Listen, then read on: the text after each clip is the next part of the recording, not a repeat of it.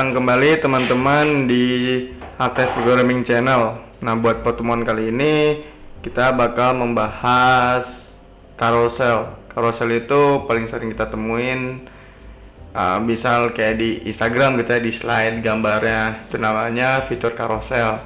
Nah, kalau di website kita bisa pakai juga pakai frameworknya si Bootstrap gitu ya. Nah, tapi sebelumnya teman-teman bisa buka Visual Studio Code-nya dulu ya. Kita cek. Kita terakhir bisa bikin seperti ini ya. Kita udah mengcustomize sebuah menu dan kita udah bisa bikin mini header kita gitu ya. Dan sekarang kita juga udah mengenal beberapa kelasnya si Bootstrap juga gitu ya, mengenal padding dan margin gitu ya. Dan beberapa kelas yang kayak text center, display gitu segala macam kita udah bisa, dan kita udah bisa mengcustomize si menunya ini juga sampai ke hovernya gitu ya. Nah, sekarang kita pakai carousel. Nah, carousel teman-teman bisa buka aja Bootstrapnya, habis itu ke documentation, pilih yang components gitu ya. Komponen, habis itu di sini ada banyak banget, kita pilih carousel. Di sini kita pakai case-nya bagaimana ketika kita punya banyak carousel gitu ya. Teman-teman bisa pilih ini yang slide only, yang ada kontrolnya gitu ya, slide biasa doang. Ini ada width controls gitu ya, jadi kita bisa menggeser sendiri. Terus ini ada width indicator, dari di bawahnya juga bisa gitu ya. Ini biasanya yang paling banyak dipakai juga. Terus ada with caption, mungkin juga teman-teman ada yang mau menambahkan tulisan atau button segala macam, masih bisa di caption ya. Di sini teman-teman customize gitu ya di sininya, karena mungkin selera teman-teman sendiri, mungkin kayak cuma slide pertama doang yang pakai teks, terus yang keduanya nggak usah, yang ketiga nggak usah, nggak masalah, bisa dihapus aja. Itu dihapus dari berdasarkan div-nya. Ada juga crossfade yang ada animasinya. Tapi di sini kalau buat crossfade itu dia udah ngasih tahu ternyata tuh nggak harus di copy semua code-nya ya. Add titik carousel fade. Jadi kita bisa menambahkan kelas carousel fade di carousel manapun. Kita coba contohnya yang width indicator saja ya. Kita copy, setelah itu kita paste. Ketika udah kita paste begini, kita gambar ya di src, basicnya HTML biasa gitu ya. Di sini saya sudah mempersiapkan 3 gambar. Teman-teman bisa mempersiapkan 3 gambar juga gitu ya, yang HD juga ya, kalau bisa ya. Sama yang fungsi nya juga jangan lupa diisi gitu ya. Kita save, kita lihat gitu ya. Sekarang kita udah pakai carouselnya ya. Nah, dan di sini mungkin ada paddingnya karena di sini ada margin bottomnya, kita bisa hapus.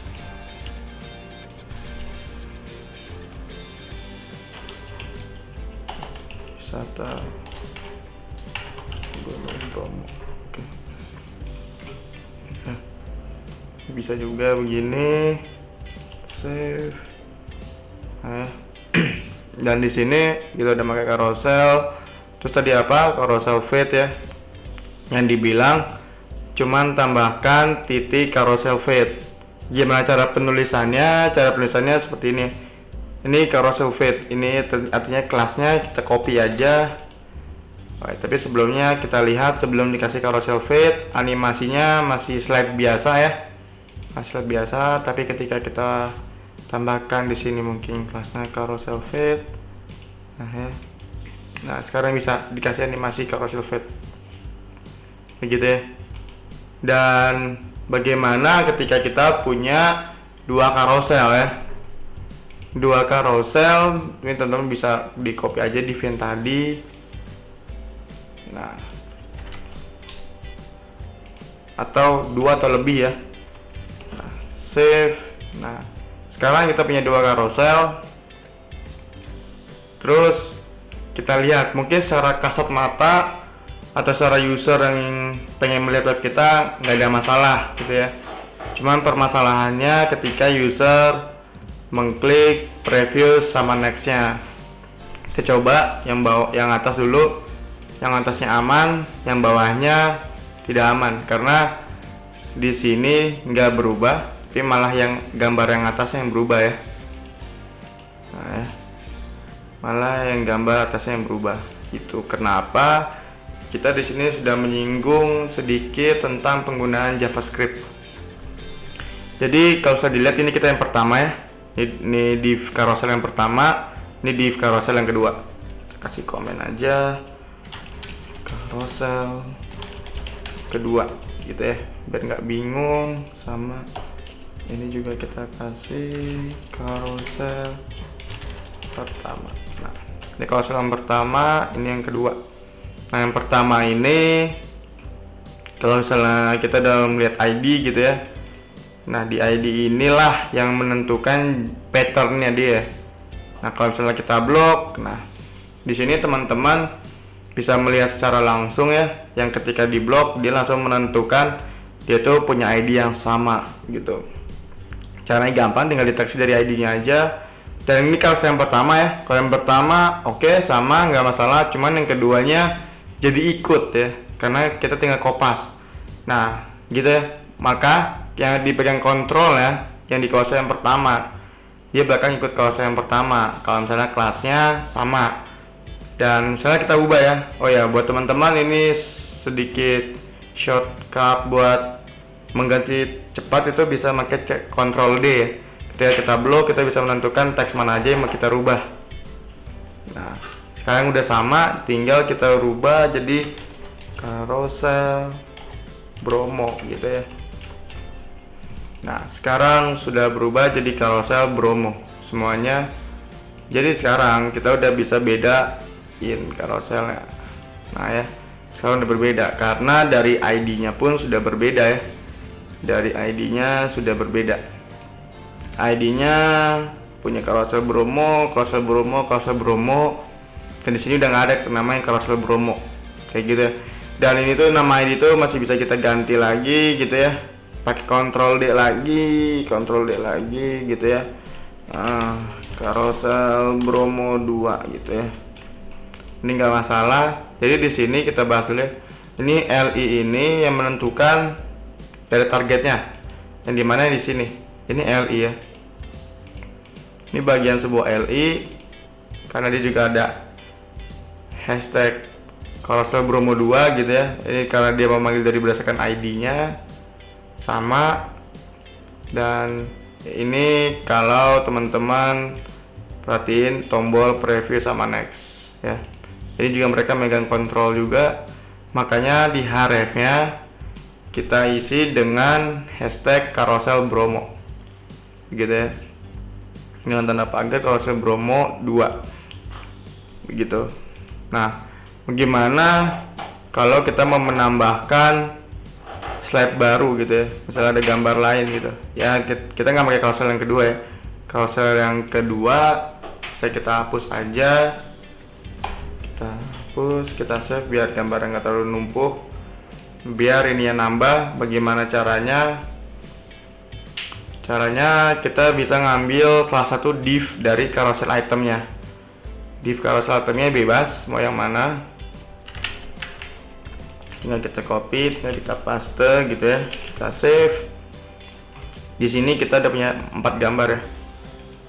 Nah ya, cuman di sini kenapa nggak terang ya putihnya ya. Nah, ini baru terang 1, 2, 3, 4. Ini berarti gambar keempat, tapi nggak terang karena belum kita buatkan di LI nya. Dan di LI nya juga harus ditambahkan. Kita copy, lalu kita paste, lalu ini slide 2 nya jadi slide 3 gitu. Nah, sekarang udah bertambah ya. Nah, sekarang udah terang. Nah, di sini itu data slide to 0 itu artinya apa? 0 itu gambar yang pertama muncul ya. Nih, ini yang 0 ya. Dan aktif itu apa? Aktif itu ketika halaman webnya mulai dibuka. Jadi misalnya kita langsung buka halaman webnya, langsung muncul gambar yang pertama kayak begitu ya, aktif namanya buat carousel. Kelas juga kelas aktif karena sama gitu ya. Dan di sini kalau misalnya teman-teman menambahkan gambar juga jangan lupa di LI nya ya. Dan data strip slide strip 2 nya juga jangan lupa dirubah ya, karena biar kita udah menambahkan gambar tapi nggak ada LI yang data target sama data slide nya itu nggak ada, itu bakalan ada sedikit apa ya, error lah. Sebenarnya nggak error juga sih, kayak ini gambarnya 4 tapi kenapa di indikatornya adanya cuma 3 ya, kayak gitu.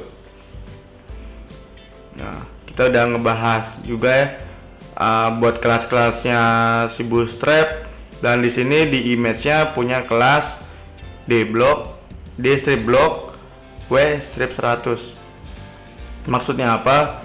Wstrip100 itu artinya width ya, width lebar ya, 100% kayak gitu ya. Dan kalau dstrip-block itu artinya display block. Kalau teman-teman masih ingat di CSS seperti itu ya, jadi ada display inline box gitu, inline blocks gitu ya. Dan width juga, width sampai 25%, 50%. Itu kalau buat carouselnya. Ya paling buat pertemuan kali ini kita ngebahas carousel dan punya banyak carousel bagaimana caranya. Itu juga udah menambahkan indikatornya juga. Sudah bisa merubah ID-nya juga ya, ID, data target, dan di href kontrolnya. Ya, terima kasih teman-teman yang sudah menonton. Jangan lupa di like, komen, dan subscribe ya. See you.